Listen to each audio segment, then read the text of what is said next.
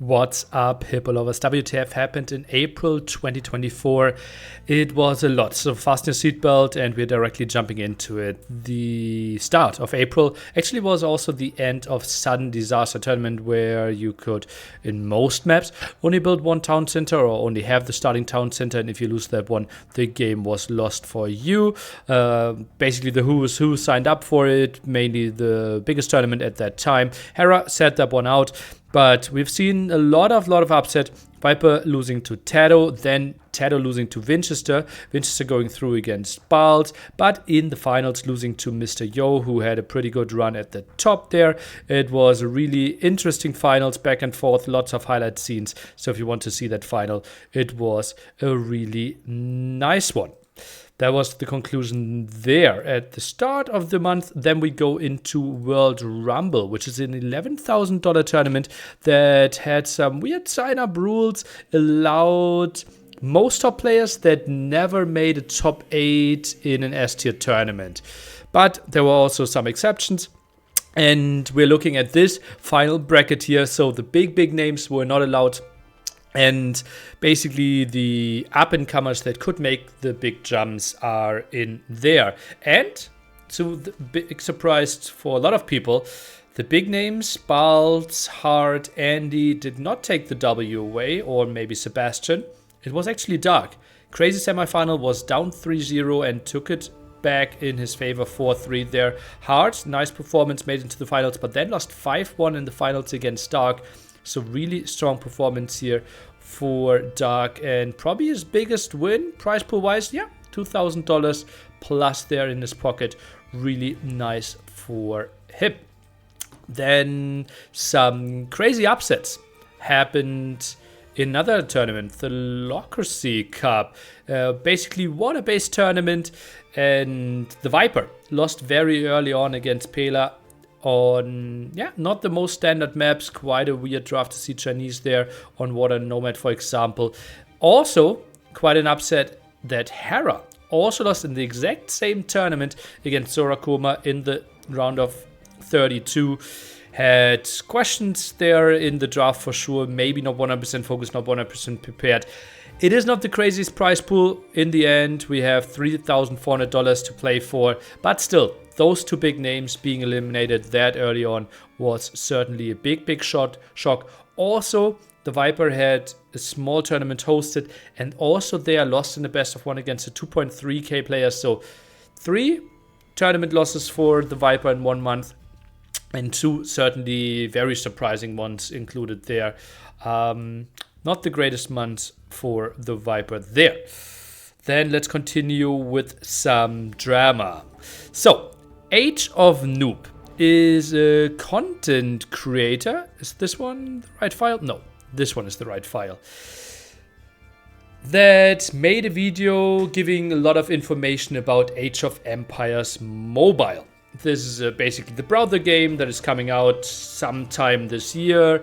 Reviews so far have been mixed till very bad. Lots of people fearing that it might be a money grab and that it might end up pay to win. So, mixed review there at the start. Then a second video, how unhappy he was with Teamy. That is basically the studio design, and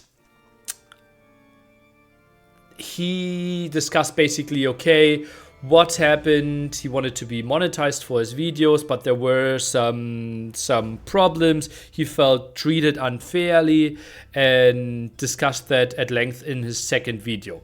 Then he deleted video number 1 and 2 and made a kind of cryptic video, not giving a lot of information and talking about, now, okay, I deleted something, it wasn't pretty, and I deleted those videos. And shortly after that, or kind of at the same time, got removed from the partner program. Partner program is basically people that work with Age of Empires and get access to information earlier, can be part of balance discussion, basically we know when patches are coming, when server maintenance is, so like we don't run tournaments at the same time. Or that, for example, Age of Noob can create some videos, do some research, do some editing, and the moment there's Age of Mobile, AoE Mobile out for the public, there's already a well-designed review and gets more promotion. And now the people feel like, okay, wow, he got removed because of the bad review. But it seems more like that was not the case. We had an official Microsoft statement there that basically went a bit into the direction. The second video kind of broke some NDA. The video is taken offline, so there are, if you want to search for it, you will find the second video, but let's not go into too much detail there. The bad review for the game was not the reason he was removed from the partner program. That is my opinion here. And it feels more like something happened either more behind the scenes, or that second video simply broke some NDA discussing way too much on how Timmy and Microsoft work with their content creators. Yeah. Then we had another side story, Smurfing into bans. So there was a show match organized, Roggy against King Marv. Maybe not the two biggest names in the Age of Empires scene, but certainly people that have played a lot of, especially Rage Forest, and this one was quite anticipated in the Rage Forest community. And both wanted to put in $500 of their own, winner takes all. And on the evening of the show match, there was some suspicious behavior. Roggy wanted to play some practice games against a player that is way better than him, certainly like 300 points higher, and played incredibly well and beat him. Could maybe happen, maybe he was in form, maybe he felt it, but people felt, let's investigate that further. And a group of Ganji, Bald, and Modri, so three great minds of Age of Empires, sat together and analyzed old Roggy games and the games that were played in that morning. And they came to the conclusion this was not the same person. And the idea, like their conclusion was, Roggy let someone else play to then beat King Marv later in the evening and say, by the way, I played this good this morning as well. They're jumping to conclusions. Doesn't sound super unlikely, in my opinion. I watched the full video, and I'm also on the convinced side that the player that played the morning before the show match was not the same player that typically plays on a Roggy's account. I can link the video and you can follow the investigation. That resulted into Roggy being banned from Rage Forest tournaments in the future and the show match not happening. Then we have Auto Farm. That is a feature introduced in Age of Empires where you basically have a farm selected, click on the mill, and it automatically places it perfectly around the mill, or maybe even for town center there. And mixed feelings there, especially T90 felt like, I don't like that at all. Takes a lot away from the game, and your base design is basically one of the beautiful things that you want to do yourself and not want to have automized. Tricky scenario that we are in here. I personally believe it is not that, like, contradicting to T90, not that much skill to place a farm properly. And you can still place it individually, right? It just makes it easier for you there. And I think it is way easier, especially for console players, for new players. And a pro player, like placing 8 farms quickly, I think maybe that happens 3 times in a game at average, maybe 2 times. I think it will affect like 6 seconds of a game per average. My assumption. So I think this is totally fine. But where are we going next? That's the big scary thing. And that's where I absolutely agree 100% with T90. And a lot of people that are very vocal about it. What's the next step?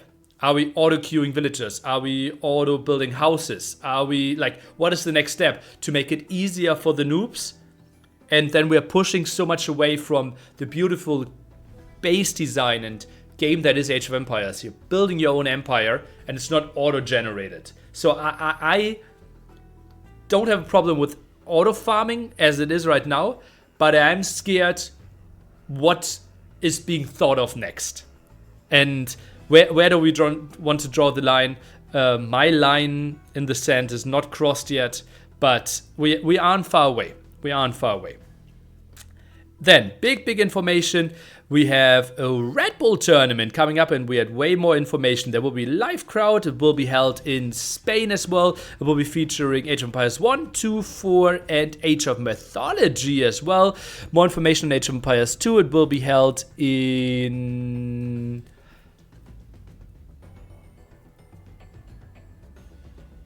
Spain. People will comment where it's being held, or you can just Google this. And there will be 11 new maps featured. Also, lots of special things about this. We will have a prize pool of $150,000. Also, other tournaments will have quite a bit. I think $40,000 each one, or $30,000.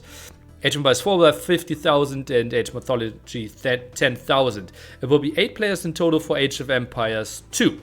And I'm trying to list some of the problems that we have with all those announcements. Trying to be short here. There's a lot of people having a lot of stuff to say about it, and I think Age of Empires, let's get that point across. I think it will be an incredible tournament, and especially for newcomers, and especially for people that haven't seen the game in years and see it for the first time again. But I think the more hardcore you are in this community, the more problems you might have with it, because there were some controversial decisions made. Let's start with Age of Empires 1. The version. It will be played on basically the common old Age of Empires version, but the finals will be played in the new one, the definitive edition. So this is kind of weird, because like, shouldn't the qualifier have the same? But in Vietnam, they're always still playing, or they're still playing the old version. So to have it popular there and to have the qualification watched more, you want to have the old one. But Microsoft obviously wants to show, by the way, we have it remastered, and wants to show, okay, on the Red Bull stream, by the way, it looks better now, and we have fixed a lot of bugs that happened or were bad in the old days. So I can see where they're coming from, but it feels weird. Then the big thing is who organizes it and how it's all working. Basically, it's Vietnamese players only, so excluding the rest of the world. It is kind of a friend group around CSDN, who is the biggest name in Age of Empires 1 by far. He has the streaming, like he basically has a streaming service, like it's a huge franchise. And if you want to go for an easy task and easy big exposure, I think CSDN is a very easy choice. It just feels like not very inclusive, and people that aren't already in that selected group of people that already play those CSDN tournaments won't really get a chance to qualify. Moving on to Age of Empires 2. We had 16 players last time. The one before, planned 12, ended up with 14 players. Now only 8 players for the main event. Kind of feels too few for a lot of people. There will be a small group stage, semifinals and finals. So at least we have more than only 7 matches. But it doesn't feel like a lot. Also, there will be 2 invites. One of them is Tato, the other one not announced. The criteria not announced. It feels like the reasonable names would be Leary being the most accomplished Red Bull player, Hera being the clear number 1 in the world right now. But people feel like Warlords champion could be something. I don't think that's a likely option, because why wouldn't you announce it? So like that is kind of weird that we don't know that. Plus, also, the system for this is 2 invites, 4 from a ladder system, and 2 from a last chance qualifier. And those last chance qualifier only pays 6 people. So in total, only 14 people will be paid out of $150,000, especially people that are A tier, low S tier, are not happy with that. And now let's talk about the ladder qualifier. It is a great idea to get the ladder more active, to keep people having great streaming content, but it is incredibly dangerous. And I like the WTF that will be at the end of July will be basically only featuring this, I believe. There's so much potential for abuse. There's so much potential for cheating, for finding loopholes. And this is like, I could give you 10 scenarios that people haven't thought of yet, or like organizers haven't thought of yet, that will be disastrous. And I think people will look really bad and people will get bad blood for stuff that happened, even if it's intentional or not intentional. And I think it is a very, very risky move that Red Bull took there.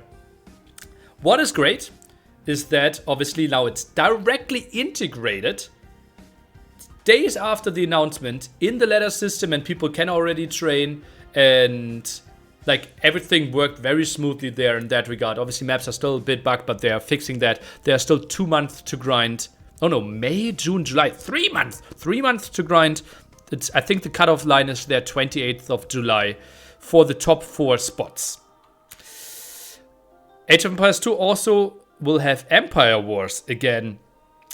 Some people feeling like that is Red Bull for me. I want to have it Empire Wars. Some people feeling I would have preferred 3 villager start, 9 villager start, maybe something in between. It is what it is. That would really be interesting to me. What do you think and what it should be? It feels like Red Bull is connected with Empire Wars, and when we had like a lot of mixed tournaments, it kind of felt nice. Now with it being the major, the major tournament coming up, it feels like 9 villagers might have been better. I don't know. I will listen to what you say. I will listen to what you say and give me your information. Age of Empires 3. Oh, moving on. Age of Empires 4 has 2 players featuring.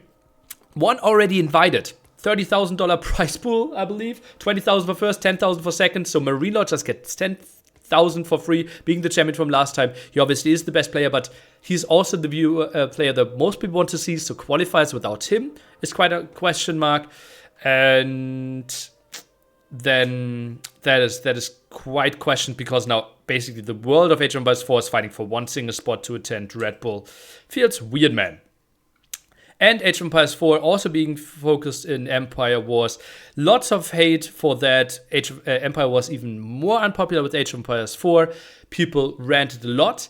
And Red Bull, together with Microsoft, listened, and they already changed that. So Empire Wars won't be featured in Age of Empires 4.